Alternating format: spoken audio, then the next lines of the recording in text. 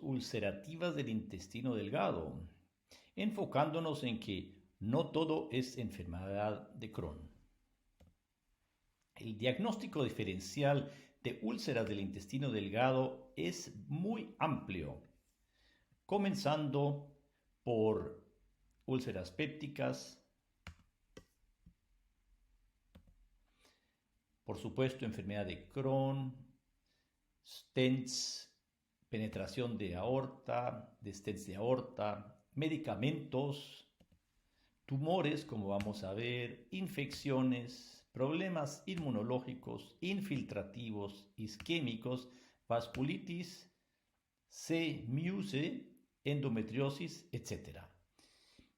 Acá les vamos a mostrar una colección de nuestra experiencia y también de experiencia compartida y algunos reportes de la literatura.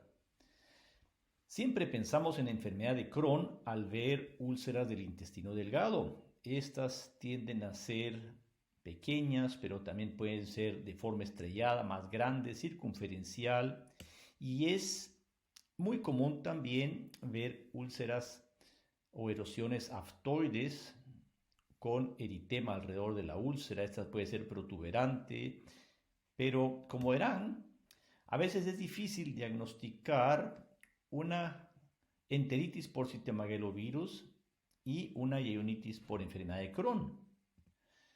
Como aquí podemos ver, las úlceras por Crohn y enteropatía por AINES también son parecidas, y en otras ocasiones vamos a ver cuadros similares en casos de isquemia o vasculitis, en este cambio una enteritis isquémica, pero también se parece mucho a lo que es amiloidosis del intestino delgado. Así es de que hoy vamos a hacer un approach internístico para el manejo de estas úlceras.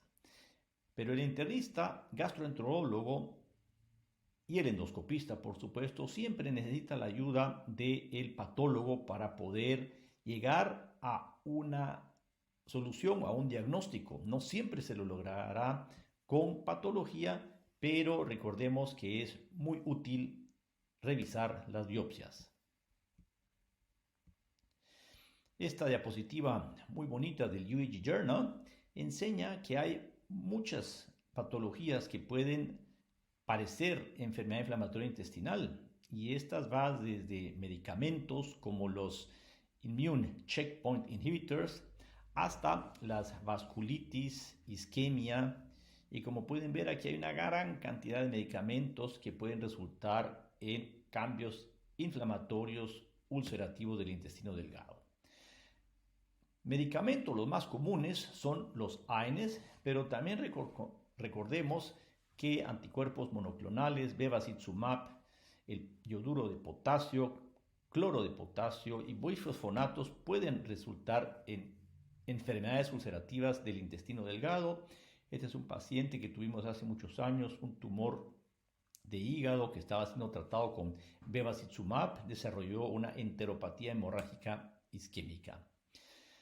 Últimamente se están usando mucho los inhibidores de checkpoint inmunológicos, y estos promueven que las células citotóxicas T sobrevivan, y estos actúan como reguladores negativos de la respuesta tumoral de las células anti-T. Este es un paciente con cáncer de pulmón que estaba siendo tratado con immune checkpoint inhibitors, ipilimumab, y desarrolló una diarrea, dolor abdominal y fiebre, y tenía una enteritis.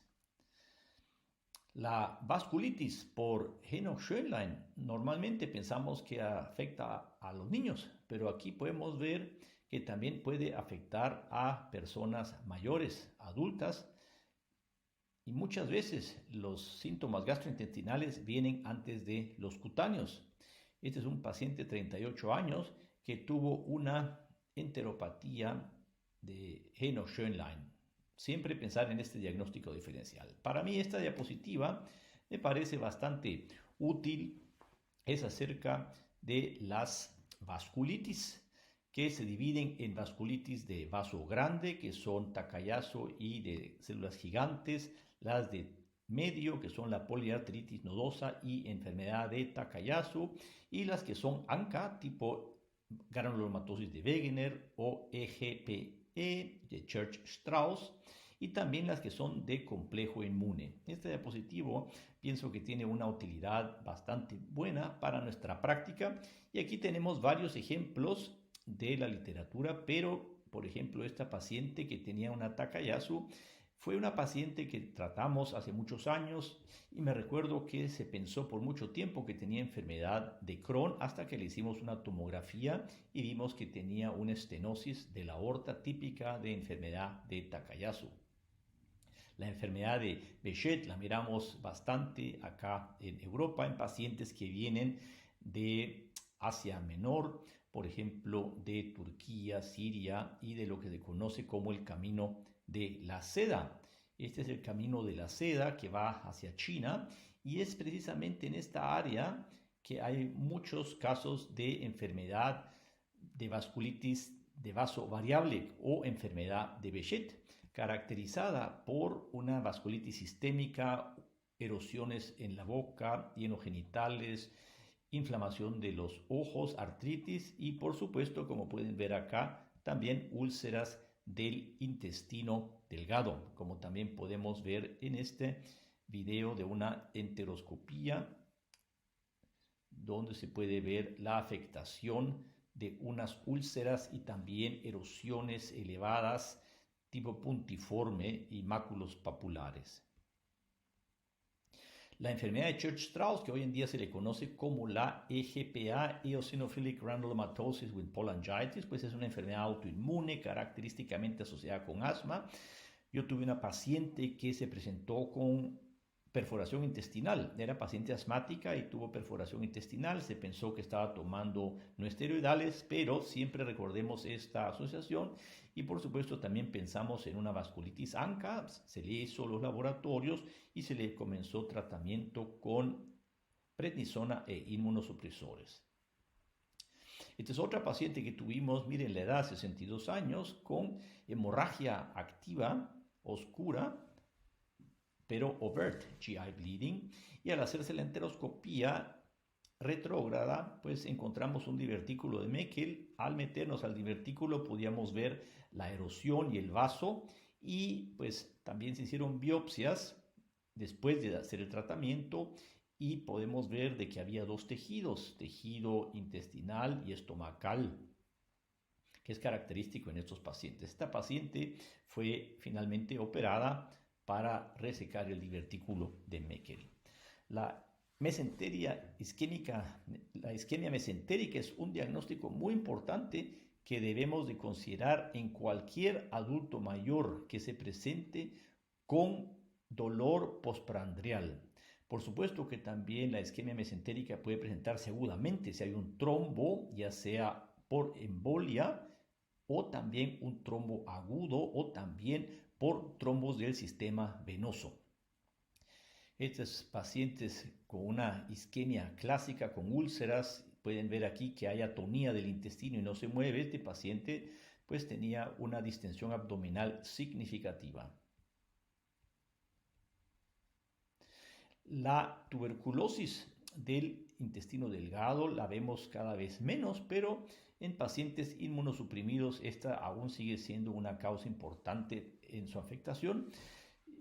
Se mira en todos los países. Hemos visto pacientes con tuberculosis intestinal también en Alemania y en Estados Unidos, donde trabajé por muchos años. Aparte de tener lesiones ulcerativas, podemos ver que hay lesiones tipo congestión de ganglios linfáticos, porque hay una obstrucción del drenaje en estos casos. Hay unas linfangiectasias, además de ver todas las lesiones ulcerativas, o también, como podemos ver aquí, algunas erosiones. Pero al ver erosiones del intestino delgado siempre pensamos en infecciones tipo citomegalovirus. También la Yersinia enterocolitis puede llegar a esto. Y aquí tuvimos un paciente que presentó con una sepsis, neumonía, pero también tenía una diarrea significativa. Le hicimos endoscopía, enteroscopía y encontramos una enteritis severa por estrongiloides diseminado. En este caso fue un paciente que tenía HIV, pero recordemos que la estrongiloidiasis se puede presentar en cualquier paciente que vive en el subtrópico, inclusive en estados como Alabama, en Estados Unidos, Florida, Luisiana. Aquí en este artículo, en 2004, presentamos nuestra experiencia con 5 casos de estrongiloidiasis en el estado de Alabama, cuando estaba en la Universidad de Alabama trabajando yo, en pacientes que tenían asma, tomaban esteroides inmunosuprimidos, que al tomar estos inmunosupresores, la estrongiloidiasis puede volverse diseminada y severa. Aquí hay un ejemplo de una blastomicosis del intestino delgado en un paciente brasileño. Este video no lo prestó la doctora Adriana Basafatle Ribeiro. La enteritis por blastomicosis puede ser ulcerativa, también con linfangiectasias tipo tuberculosis, edematosa, obstruyente, como podemos ver en este caso. Este es otro paciente que tuvimos con una enteritis por citomegalovirus. Este paciente tenía síndrome de inmunodeficiencia adquirida. Cuando estamos investigando a pacientes con citomegalovirus, siempre debemos de hacer biopsias del centro de la úlcera, porque si solo se hacen de los bordes va a ser difícil encontrar al citomegalovirus. Y recordemos que la biopsia es esencial para el diagnóstico de citomegalovirus. Los test serológicos ayudan, pero no son diagnósticos. El diagnóstico está dado por la presencia del virus haciendo su efecto citopático dentro del tejido. Esta es una perla para la práctica diaria. Este es un paciente de mi fellow que ahora está trabajando en Estados Unidos, que también viene de mi propia universidad, de mi misma universidad en Guatemala, de la facultad, donde ellos tuvieron pacientes con enteritis y mesenteritis por Angiostrongylos costarricensis, que es una causa frecuente de pseudoapendicitis y abdomen agudo en América Central. Hablando ahora de otras infecciones que pueden llegar a causar tumores, por ejemplo, el herpes simplex virus 8 es causa de un sarcoma de Kaposi. Este es paciente que tuvimos nosotros que tenía un Kaposi sarcoma del intestino delgado, como lo podemos ver aquí, ulceraciones, edema, eritema y un montón de neovascularización, como es común en estos tumores causados por herpes simplex. Acá podemos ver varios otros tumores que hemos tenido en nuestra experiencia. Aquí un tumor de células de B, linfoma, un tumor GIST. Como van a ver, el GIST no siempre es un tumor con una hendidura, sino que puede ser ulcerado como estos, presentándose como una úlcera del intestino, tumores carcinoides o neuroendocrinos y adenocarcinoma. Por supuesto, siempre que uno mira una úlcera grande o tumor ulcerado en el intestino, se debe pensar en adenocarcinoma. Y en este caso, pues este fue lo que era una lesión estenosante ulcerada en el intestino delgado. El carcinoma de intestino delgado es un 5% de todos los tumores gastrointestinales, es el segundo más común después del carcinoide. Y perla, también ocurre enfermedad celíaca. El diagnóstico es difícil, pero hoy en día usando cápsula y enteroscopía hemos visto más tumores. En mi experiencia clínica he visto 9 tumores de estos. También hemos visto muchos tumores neuroendocrinos. Esta es una publicación de nuestro grupo cuando yo estuve en la Universidad de Magdeburg, en Alemania. Y aquí podemos ver el espectro de tumores que detectamos. Interesantemente, los japoneses tienen muy poco tumor neuroendocrino que se presenta con sangrado gastrointestinal. Nosotros sí vemos mucho más de este tipo de lesiones. Bueno, digo mucho más comparando con otros países. También hemos tenido experiencia con aproximadamente 10 tumores neuroendocrinos del intestino delgado. Y también otros tumores que pueden llegar a producir una ulceración del intestino delgado son los GISTs, Gastrointestinal Stromal Tumor. Acá presentamos nuestra experiencia sobre todo del espectro de estos tumores que no siempre son clásicos, así como una lesión submucosa y con una hendidura, como se describe en la literatura, sino que nosotros vimos muchos tumores que son bastante ulcerados.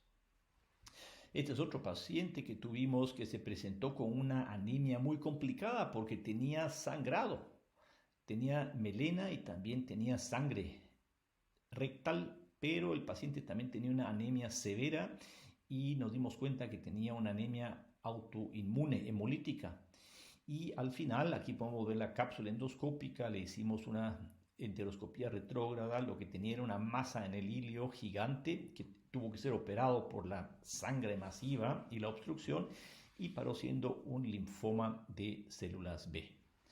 Pero también existen lesiones ulcerativas del intestino delgado causados por EATL, Enteropathy Associated T-Cell Lymphoma, que es el clásico que se desarrolla en pacientes que tienen enfermedad celíaca. Aquí dos ejemplos de nuestro amigo Chris Mulder de Holanda, que nos los presentó. Ellos tienen un centro donde miran mucho paciente con EATL. Este es un caso muy complejo de Uruguay, de la profesora Carolina Olano, de la clínica de la Universidad de la República, donde una paciente en sus años 40 que tenía síndrome MEN2, que le habían hecho tiroidectomía por cáncer medular y había tenido feocromocitoma, se presentó con obstrucción intestinal y podemos ver aquí el intestino totalmente dilatado. Este es intestino delgado con úlceras profundas y en ganglioneuromatosis, esta es otra perla, hay una inflamación difusa de la mucosa submucosa por fibras y células ganglionares que pueden llegar hasta el músculo y causar erosiones y úlceras profundas y hasta penetración. Nunca olvidemos enfermedades inmunoproliferativas como por ejemplo el IPSIT. El IPSIT es una enfermedad donde se produce mucha IgA por los linfocitos, más común en el Oriente Medio, en áreas donde hay mala sanidad. Pues yo pensaría que también podría existir IPSIT en otras partes del mundo, pero yo esta enfermedad nunca la vi en Guatemala, por ejemplo. Estos pacientes tienen diarrea crónica, edema de las extremidades e infiltración de cadenas pesadas con paraproteinemia.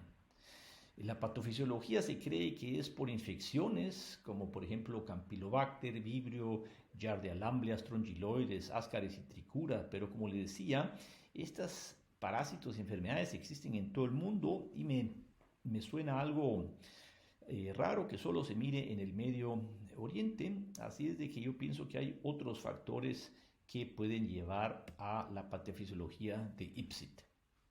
Hablando de otras lesiones intestinales, nunca olvidemos a los linfangiomas cavernosos que se pueden encontrar en cualquier parte del intestino delgado como lesiones protuberantes y ulcerativas que pueden causar sangrado y obstrucción. Este es un paciente que tuvimos no hace mucho en Alemania, una señora que tenía deficiencia de hierro y anemia. En realidad no había tenido sangrado, pero en la gastroscopía se vio que había una lesión penetrante, una úlcera en el duodeno distal, y aquí podemos ver que en realidad lo que era una penetración de una prótesis de la aorta. Esta paciente fue mandada inmediatamente a la división de cirugía cardíaca en otro hospital y se salvó al repararle la aorta. Pero miren, este es otro tipo de úlcera en el intestino que nunca se debe biopsiar. Hay úlceras que no debemos biopsiar, como la prótesis que les enseñé, pero también esta, porque esto en realidad es un pseudoaneurisma de la arteria gastroduodenal que había penetrado dentro del duodeno. Así es de que una perla es no biopsiar cuando no se debe biopsiar, y estas son dos casos clásicos.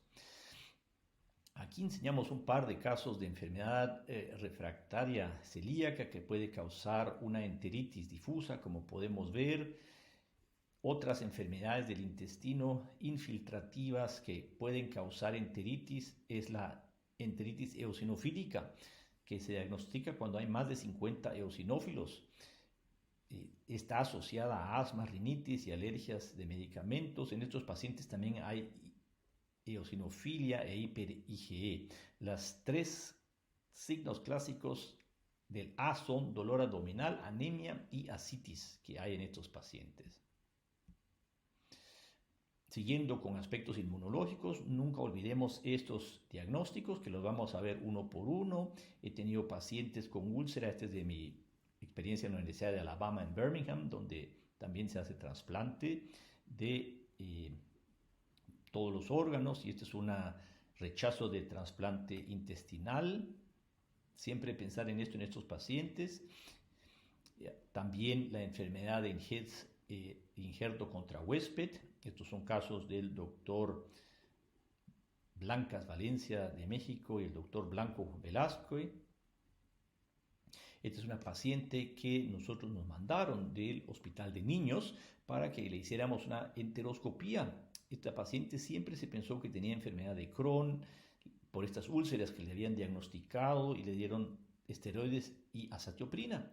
Pero a nosotros nos llamó la atención que la paciente tenía otitis media recurrente y le medimos inmunoglobulinas, y al hacer pues la heteroscopía vimos que tenía hiperplasia nodular linfoide y casi niveles no detectables de inmunoglobulina G y M, por lo cual confirmamos el diagnóstico y se le trató con inmunoglobulina intravenosa y la paciente se mejoró. Así es de que no era Crohn's. Este es otro paciente que nos mandaron con diagnóstico de enfermedad de Crohn's. Llamaba la atención que el paciente tenía rash, nódulos subcutáneos, abscesos, había tenido osteomielitis, y a nosotros nos decían que era Crohn porque tenía una fístula perianal. Pero al poner todo en contexto, vimos que en realidad lo que este paciente tenía estaba sufriendo de Staphylococcus a repetición, enfermedad de estafilococos, y nosotros medimos inmunoglobulina E y por supuesto otros laboratorios inmunológicos y diagnosticamos que era un síndrome de hiper-IgE o la enfermedad de Job que andaba por el desierto sufriendo y entregando su vida a Dios a pesar de lo sufrido. Este es un caso también de Holanda, de IgD, síndrome hiper-IgD. Siempre hay que pensar en estos pacientes con enteritis ulcerativa que tengan fiebre periódica. Medir las inmunoglobulinas. Para eso mencionamos estos casos inmunológicos uno tras otro. Hemos visto también amiloidosis yeyunal, primaria o secundaria. Es mucho más común la secundaria. Y las manifestaciones son variables, pero la mayoría de estos pacientes tienen pérdida de peso, dolor abdominal, a veces sangrado y también perforación por la infiltración de la amiloidosis. Existe la amiloidosis primaria. Este es un ejemplo de estos pacientes que tienen lesiones bastante características de úlceras planas que están repartidas por el intestino y con una descoloración, a veces así de color rojo o violáceo, como también podíamos ver en los casos que enseñé antes. La sarcoidosis también es una enfermedad que puede producir ulceraciones o más que todo erosiones en el intestino que pueden parecer enfermedad de Crohn, como se pensaba en este paciente, pero las histologías pues mostraron que era un granuloma no calcificante y se diagnosticó una sarcoidosis. La endometriosis es otra enfermedad que puede resultar en ulceraciones intestinales. Siempre pensar en ella en pacientes femeninos que tengan este tipo de síntomas de obstrucción intestinal. Esta señora se presentó con nosotros con abdomen agudo, le hicimos una enteroscopía, en la tomografía no le lograban encontrar ninguna causa, vimos este pseudotumor con divertículos, se le hizo una operación, en realidad era una diverticulitis yeyunal que tenía. Este es otro paciente que tuvimos en Estados Unidos, que se presentó con sangrado del lóbulo abdominal y tenía una lesión protuberante tipo pseudopólipo, y las biopsias mostraron de que era un tumor poliposo fibroide inflamatorio o tumor de Vanek. Este tumor lo resequé yo por vía endoscópica y aquí podemos ver los resultados de inmunohistoquímica.